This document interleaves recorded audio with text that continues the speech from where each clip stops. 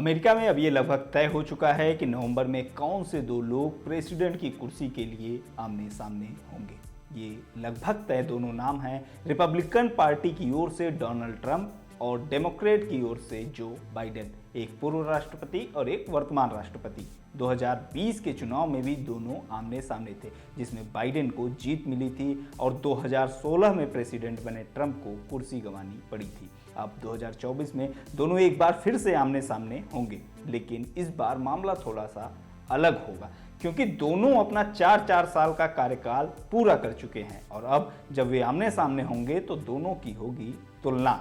दोनों ही नेताओं का, उनके कामकाज का, उनके कार्यकाल में लिए गए फैसलों का और उन वादों का भी जो चुनाव से पहले किए गए थे। ऐसा ही एक पोल प्रॉमिस यानी चुनावी वादा चीन को लेकर भी था, जो फिलहाल चर्चाओं में है।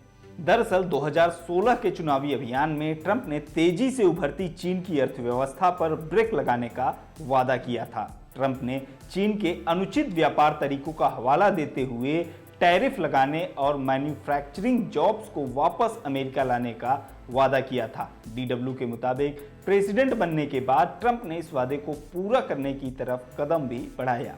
उन्होंने साल भर के भीतर ही चाइनीज सोलर पैनल्स और वॉशिंग मशीन पर टैरिफ लगा दिया। बाद में ये और कई सारे चाइनीज प्रोडक्ट्स पर भी लागू किया गया है, जिनकी संख्या हजारों में थी।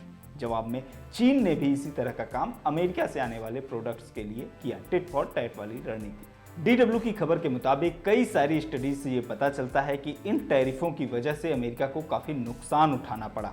इसकी वजह से ट्रंप की काफ़ी आलोचना भी हुई। अब 2020 में जब बाइडेन राष्ट्रपति बने तो लोगों को लगा कि बाइडेन ट्रंप द्वारा लिए गए इस तरह के फैसलों को बदलेंगे जिनसे अमेरिका को नुकसान हो रहा था, लेकिन बाइडेन अपने पूर्ववर्ती ट्रंप के फैसलों पर कायम रहे। उन्हें बदलने की बजाय चीन के खिलाफ फैसलों पर किसी तरह से पीछे हटने की बजाय बाइडेन ट्रंप से 2 कदम और आगे बढ़ गए। उन्होंने यूएस हाईटेक प्रोडक्ट्स पर एक्सपोर्ट कंट्रोल लगाया, जिसमें एडवांस सेमीकंडक्टर्स भी शामिल हैं।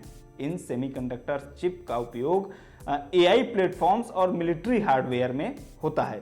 इसके अलावा जब ताइवान को लेकर माहौल थोड़ा सा गर्म हुआ, जियोपॉलिटिकल माहौल जो उस एरिया का है, तो बाइडेन ने यह वादा किया कि अमेरिकी सेना किसी भी कीमत पर ताइवान की रक्षा करेगी। बाइडेन ने अपने सहयोगी देशों को भी समर्थन के लिए बुलाया। इसी तरह से बाइडेन ने ट्रंप के ही काम को चीन के खिलाफ आगे बढ़ाया, लेकिन इसके बावजूद ट्रंप की तुलना में बाइडेन के हिस्से काफी कम आलोचना आई।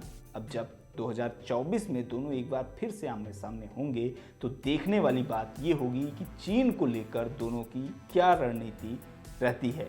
आने वाले कुछ दिनों में ये क्लियर ही हो जाएगा। फिलहाल इस वीडियो में इतना ही। देखते रहिए लोकमत हिंदी।